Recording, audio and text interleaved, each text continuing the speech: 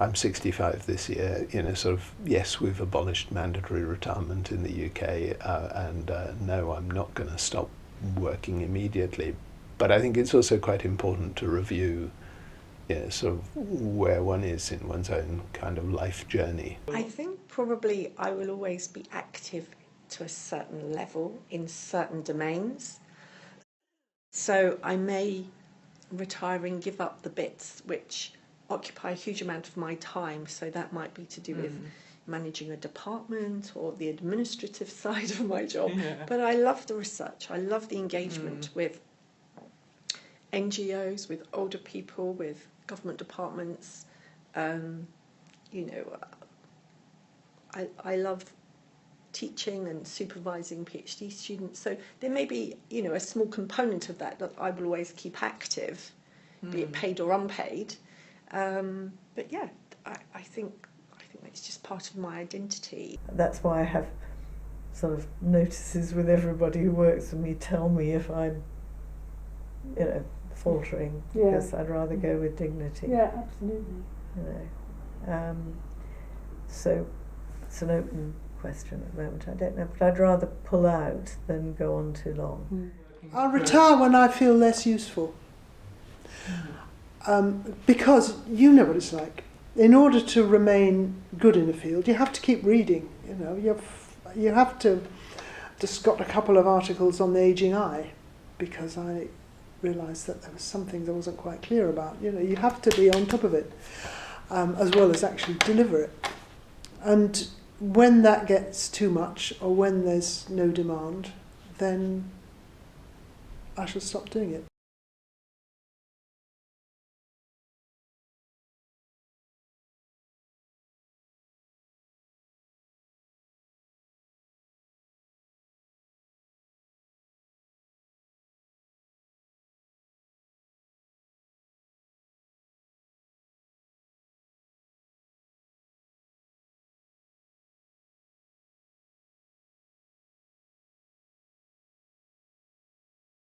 It hasn't really made much difference. I still go in every day. I do a little bit of work on Saturday, and I still put in a large number of hours, but a much less effect. I think it's highly unlikely that I will still have to have that I will still be able to have a formal academic position when I'm 75 or 80, because even if this university budges a bit, does that mean I won't still be going to seminars, writing books, being involved? I think I just don't think academics actually retire. But I don't describe myself as the retired academic, because once you do that, people write you off. I'm a continuing academic, but now I'm just a researcher and work with doctoral students, and that's okay. And if people think, oh well, he has retired, but when they see you speaking at international conferences or publishing books or whatever, they think, oh well, he's still at it, he's all right. And I quite like that. Chairing the college research ethics committee after I quote retired unquote, which took about 2 days a week of my time. So that was yes, I have. But when I, as I say, quote retired, Janet Askham, who was the director then, was very gracious together with the principal and said, we'd like you to stay on. And so then I had a contract, which I've had since, to stay here and do research. I'm not paid full-time, but I am full-time. Yes, I am more than full-time. I'm actually in the office 4 days a week, and Fridays I tend to work at home. And I think there are not many advantages in being a widow, but one of them is you can do what you like when you like. So it means I work even harder, which I enjoy.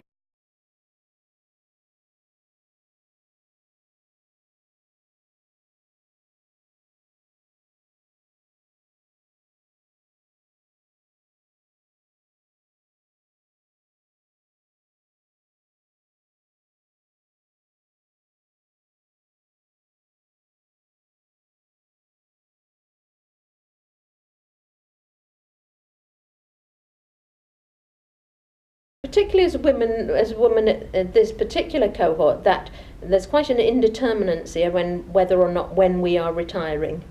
It used to be, you know, it was that sort of, oh, are you still working after 60? Well, nobody really can quite work out when our cohort's retirement age is, and they're too polite to ask. So that's been... That's 5 PhD students. I promised them that I wouldn't, you know, leave them in limbo. You know, many of them had come, you know, because they wanted to work with myself, and it didn't seem appropriate to say, well, sorry, I'm retiring and I'm off. Having been an academic is an enormous advantage in retirement, because, okay, we do have to go to work, but our jobs were never 9-to-5 jobs. We had constantly had to make decisions and structure our own time, and, you know, decide where to apply for grants and all that sort of stuff. So we have been very lucky and, you know, independent in our work. And I really appreciate that. I think, you know, I do count myself as a lucky person, having been an academic, and I think it stands on, it's really a useful background for coping with retirement. And I found it difficult when I retired, which is, you know, a long time ago now. It's 10 years ago. It's hard to believe. I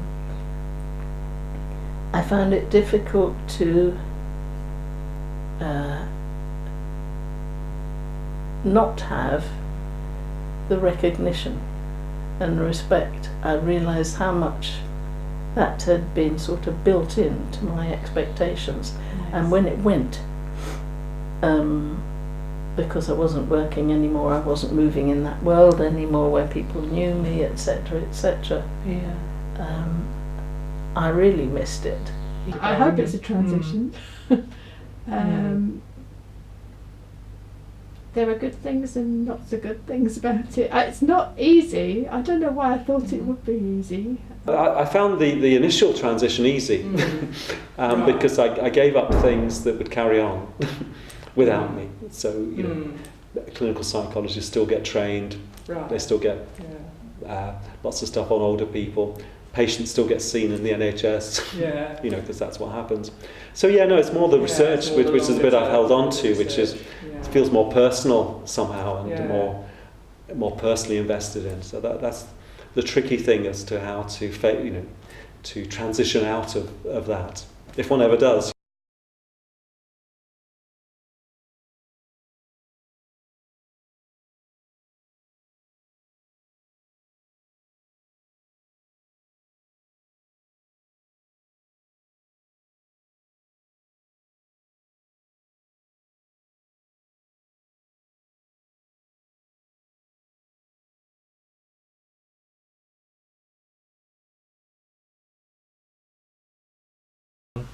I always say, before I retired I was doing the theory and now I'm doing the practical.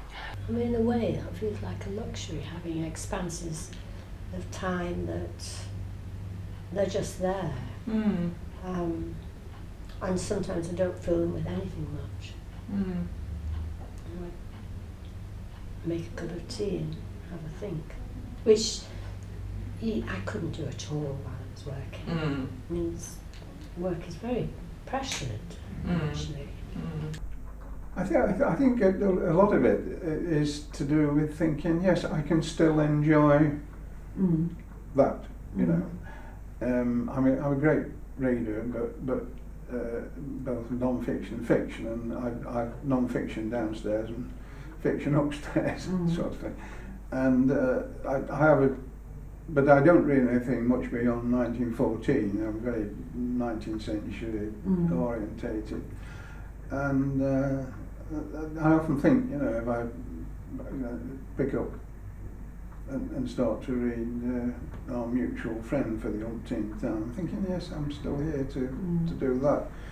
I'm a big Manchester United and Lancashire cricket supporter, and the fact I can go and watch Lancashire play cricket or watch, you know, more on the television and watch them, but you know, I can still enjoy that. So my retirement has been about trying out different things, and also not just learning. I mean, you know, living in London, I'm very lucky. There's always something going on. I have a good circle of friends, and we go to, you know, theatre, exhibitions, films, concerts, opera, all that is really great. And then I live in an area where there are courses available. They cost something, but they're not as expensive. You know, I can manage that, and I realise I'm sort of somewhat privileged. I'm among the privileged and not having that problem. It feels like, and there's several other things that were on my to-do bucket list when I gave up full-time employment, which does include joining the Ramblers Club, and joining a local history group, some things like that, which I haven't done. So, you know, there are other things I'm going to want to start. I've been going to the local history group meetings for 4 years. I've never managed to get to a single one yet. I suppose it's a little bit like art mimicking real life. I've become the classic retired person in as much as I do a tremendous amount of voluntary work, and I look after the grandchildren. They're here. I have to pick them up from school today and bring them here, and their mother will pick them up a little bit later. So there are lots of things that I can do now that couldn't possibly do when I was doing 10, 11-hour days, which I really enjoy about ageing. Brilliant time of your life, absolutely brilliant time of your life. All of those studies, which is this the best time, completely right.